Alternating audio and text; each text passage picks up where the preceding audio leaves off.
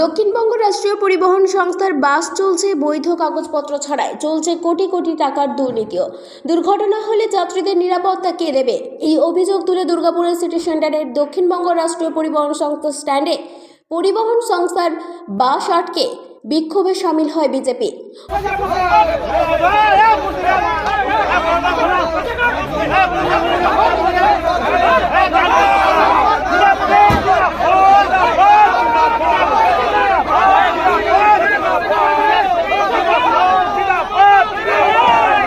উত্তেজিত বিজেপি কর্মীরা চালককে দিল ধমক।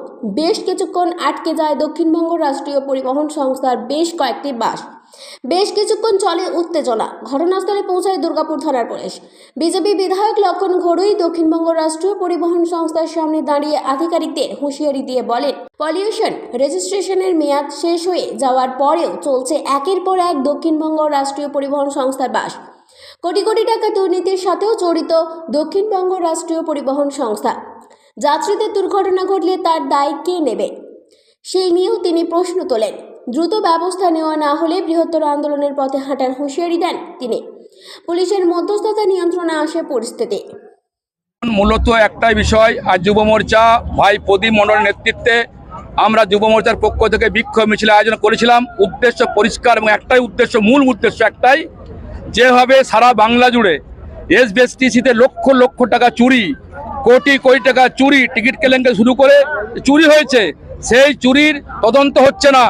কারা চুরি করলেন, কারা চুরি করে চলে গেলেন, তাই তদন্ত চাই। সঙ্গে সঙ্গে এসবিএসটিসি বাসে লাইসেন্স নেই, ধোঁয়া পারমিট নেই, বিনা পারমিটে চলছে, বিনা কাগজে চলছে। আমি বিধানসভায় দাঁড়িয়ে প্রশ্ন করেছিলাম যে দুর্গাপুরের ডিপোতে ৭৫টি বাস বন্ধ আছে, সেই বাস কেন চালু হচ্ছে না? যিনি মন্ত্রী আছেন উত্তর দিতে পারছেন না। তিনি বলছেন খবর নেই, দেখতে হবে। একজন মন্ত্রী বলেন খবর নেই, তাহলে বাংলা কিভাবে চলছে? ভগবানের দয়ায় চলছে, রামের দয়ায় চলছে। তাই আমরা যুবমোর্চার পক্ষ থেকে এসেছি। আজকে লাইসেন্স নেই, পারমিট নেই, ধোঁয়া নেই, বাস চলছে। এই বাস আগামী দিনে, আজ ওয়ার্নিং দিতে গেলাম, যদি পারমিট না থাকে, কাগজ না থাকে, আগামী দিনে যুব মোর্চা, মাদার পার্টি, বিজেপি, মহিলা মোর্চা সবাই মিলে এই বাসকে রোধ করব। বাস আর দেবো না।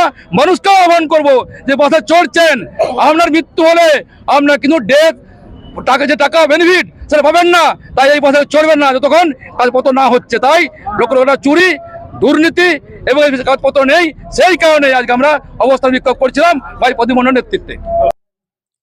দুর্গাপুর থেকে কৌশিক বাসুর রিপোর্ট, 99 নিউজ বাংলা।